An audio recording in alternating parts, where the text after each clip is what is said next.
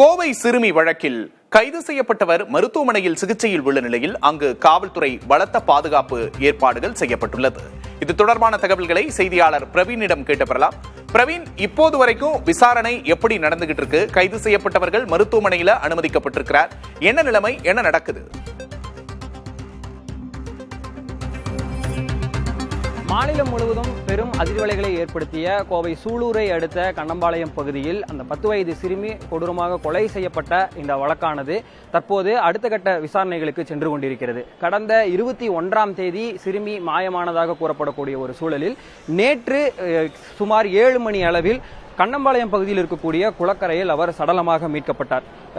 உடனடியாக புலன் விசாரணையை மேற்கொண்ட காவல்துறையினர் சிசிடிவி காட்சிகள் மற்றும் உள்ளூர் மக்கள் மற்றும் பல்வேறு சாட்சிகளின் அடிப்படையில் 5க்கும் மேற்பட்டோரை நேரடியாக விசாரணை செய்த நிலையில் 2 பேரை பிடித்து விசாரித்துக் கொண்டிருந்தனர்.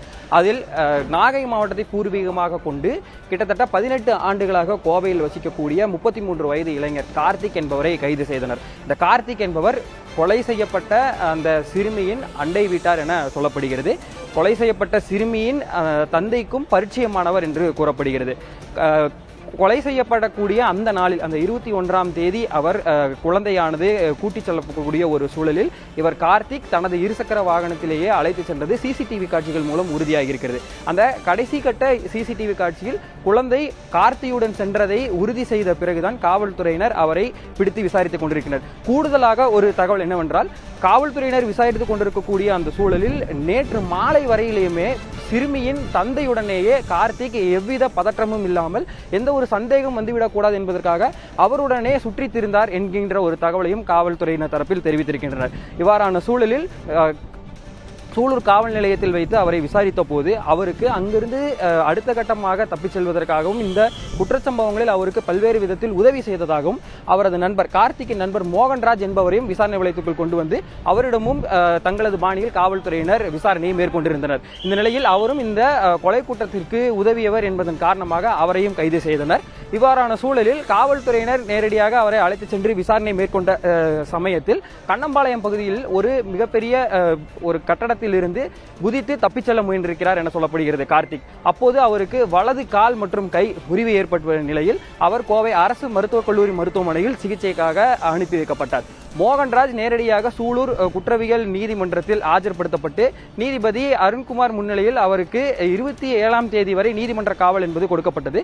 தற்போது அரசு மருத்துவமனையில் அனுமதிக்கப்பட்டிருக்கக்கூடிய கார்த்தியை நேரடியாக வந்து நீதிபதி இங்கு விசாரணை மேற்கொண்ட பிறகு அவருக்கு எவ்வளவு நாள் நீதிமன்ற காவல் என்கின்ற ஒரு தகவலை கூற இருக்கிறார்.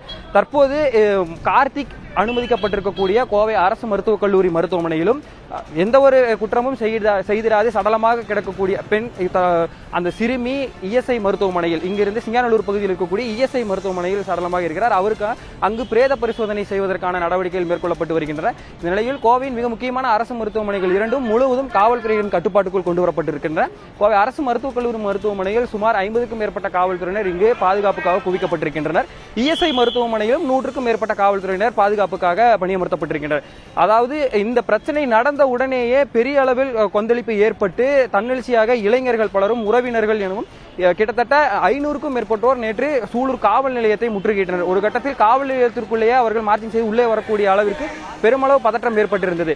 இன்று அந்த ஒரு சூழல் எதுவும் நடந்துவிடக்கூடாது என்பதற்காக சிறுமியின் உடல் இருக்கக்கூடிய பகுதியிலும் தற்போது கைது செய்யப்பட்டிருக்கக்கூடிய கார்த்திக் இருக்கக்கூடிய அரசு மருத்துவமனையிலும் கூடுதல் காவல்துறையினர் பாதுகாப்புக்காக போடப்பட்டிருக்கின்றனர். இந்த வழக்கை பொறுத்தவரையில் மிகவும் சென்சிட்டிவான கேஸ் என்பதன் காரணமாக மாவட்டத்தின் மிக முக்கியமான உயரதிகாரிகள் அனைவருமே நேற்று சூலூர் காவல் நிலையத்தில் முகாமிட்டிருந்தனர்.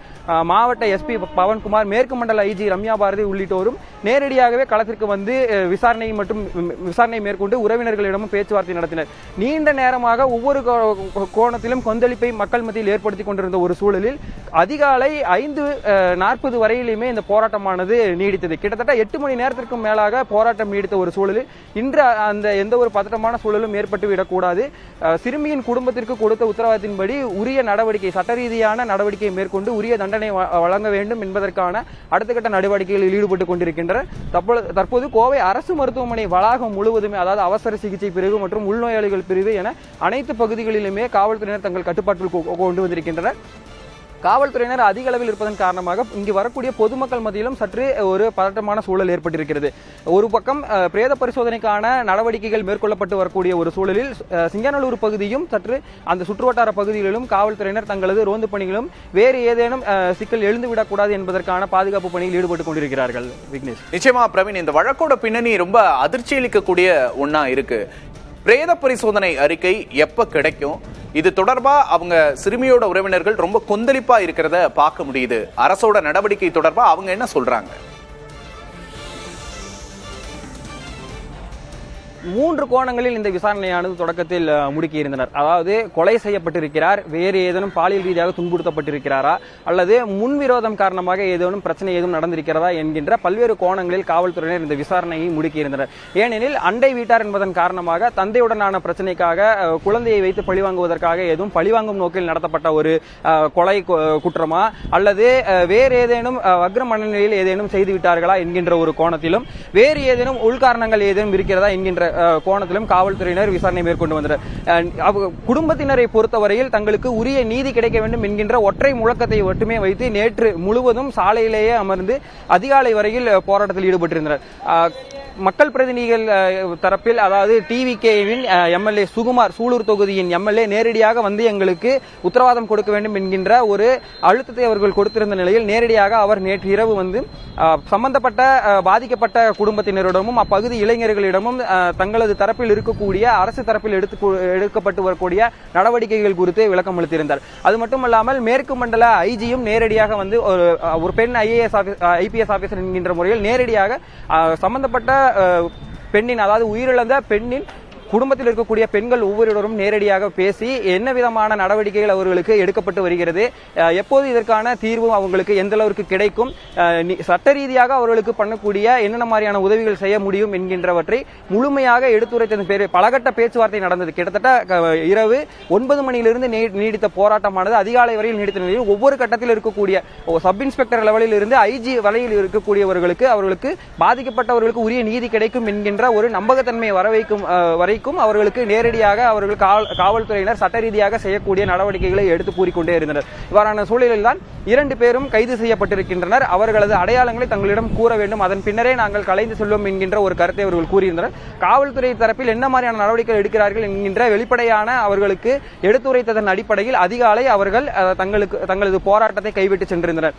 இவ்வாறான சட்ட ரீதியாக எடுக்கக்கூடிய நடவடிக்கைகள் குறித்து உறவினர்களிடம் எடுத்து கூறியதன் அடிப்படையிலேயே உடலை வாங்கிக் கொள்வதற்குமான ஒரு காலையில் தெரிவித்திருந்தார்கள் என்கின்ற ஒரு தகவல் இருக்கிறது. இருப்பினும் இஎஸ்ஐ மருத்துவமனையில் பிரேத பரிசோதனைக்கான அடுத்த கட்ட பணிகளை காவல்துறையினரும் மருத்துவர்களும் மேற்கொண்டு இருக்கக்கூடிய ஒரு சூழலில் இவர்கள் உடலை வாங்கி விடுவார்களா, வாங்கிய பிறகு அவர்களுக்கு இறுதி சடங்கு உள்ளிட்டவற்றை செய்வதற்கான பணிகளும் ஒருபுறம் சொந்த ஊரில் நடைபெற்றுக் கொண்டிருப்பதாக கூறியிருக்கின்றனர். தற்போதைய சூழலில் எவ்வித பிரச்சனையும் இல்லாமல் அவர்களுக்கு பாதிக்கப்பட்டவர்களுக்கு நீதி கிடைக்க வேண்டியதற்கான சட்ட ரீதியான நடவடிக்கைகளை மேற்கொள்ளவே காவல்துறை அனைத்து விதமான நடவடிக்கை மேற்கொண்டு வருகின்றனர். விக்னேஷ், நிச்சயமா பிரவீன், இந்த வழக்கு தமிழ்நாட்டை ரொம்பவே உலுக்கி இருக்கு. சமூக வலைதளங்கள்லயும் ஒரு கடுமையான விமர்சனங்கள், அழுத்தங்களை நம்மளால பார்க்க முடியுது. இந்த வழக்கை யார் விசாரிக்கிறா? எந்த காவல்துறை அதிகாரிகள் தலைமையில இந்த வழக்கு விசாரிக்கப்படுது? அவங்களோட பின்னணி என்ன? வேறு யாரெல்லாம் இந்த வழக்குல இன்வால்வ் ஆக வாய்ப்பு இருக்கு?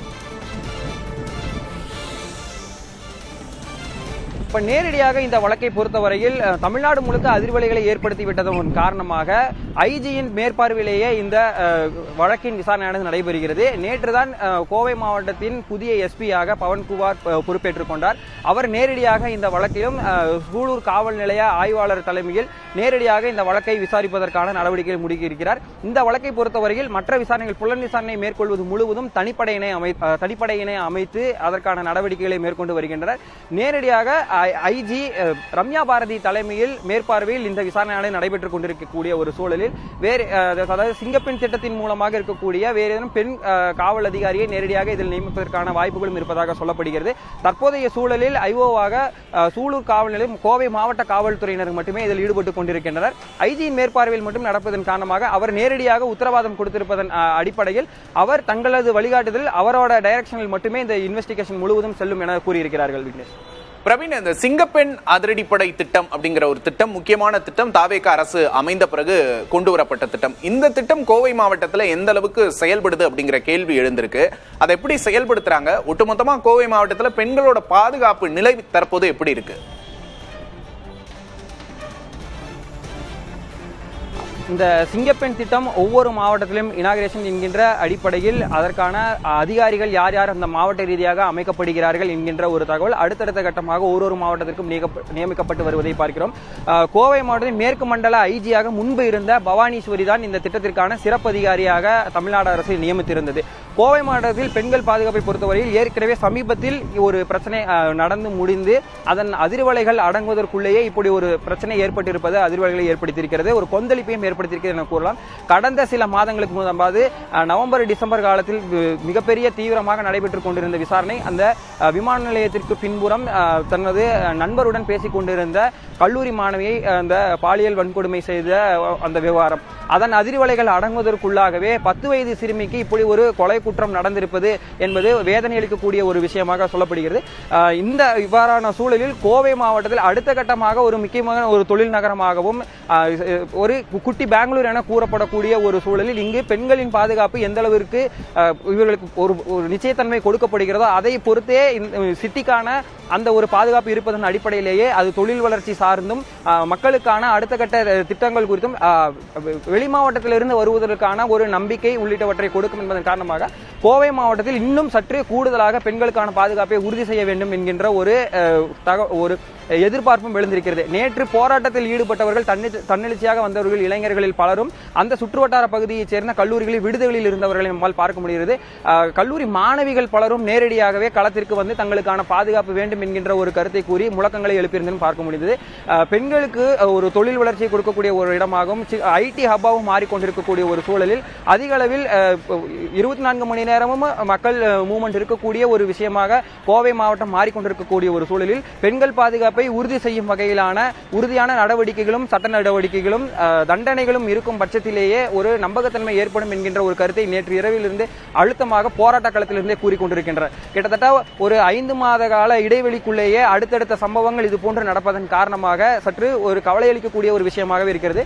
இந்த 10 வயது சிறுமி கொலை செய்யப்பட்டிருக்கக்கூடிய ஒரு இந்த விவகாரத்திலும் பார்த்தோம் என்றால் முதற்கட்டமாக கொலை செய்த அந்த பிரிவில் மட்டுமே வழக்கு பதிவு செய்யப்பட்டிருக்கிறது. பிரேத பரிசோதனை இன்று முடிந்து எவ்வளவு விரைவாக காவல்துறையினருக்கு அந்த அறிக்கைகளை சமர்ப்பிக்க முடியுமோ அதற்கான நடவடிக்கைகளை இஎஸ்ஐ மருத்துவமனையிலிருந்து செய்து கொண்டிருக்கிறார்கள். அதில் வேற ஏதேனும் அந்த பெண் காயங்களுடன் மீட்கப்பட்டிருந்த ஒரு சூழலில் பாலியல் ரீதியாக துன்புறுத்தப்பட்டிருக்கிறாரா அதற்கான ட்ரேசஸ் எதுவும் கிடைத்துவிட்டால் வழக்கின் கூடுதல் பிரிவுகள் சேர்க்கப்படும் என்கின்ற ஒரு தகவல் தெரிவிக்கப்பட்டிருக்கிறது.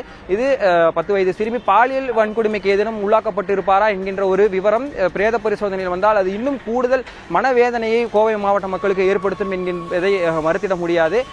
இன்னும் 1 மணி நேரத்திற்குள்ளாக பிரேத பரிசோதனையின் அடிப்படையில் பெண்ணுக்கு வேறு ஏதேனும் பிரச்சனைகள் ஏற்பட்டிருக்கிறதா என்பது தெரிய வரும். விக்னேஷ், நிச்சயமா பிரவீன், நீங்க சொன்ன மாதிரி கோவை விமான நிலைய பகுதி சம்பவத்தோட அதிர்வுகள் அடங்குறதுக்குள்ள கோவையில அடுத்த அதிர்ச்சி நடந்திருக்கு. கோவை மக்களுக்கு நிச்சயமா மனவலியை தரக்கூடிய, ஒட்டுமொத்த தமிழகத்துக்கே மனவலியை தரக்கூடிய ஒரு சம்பவமா இது நடந்திருக்கு.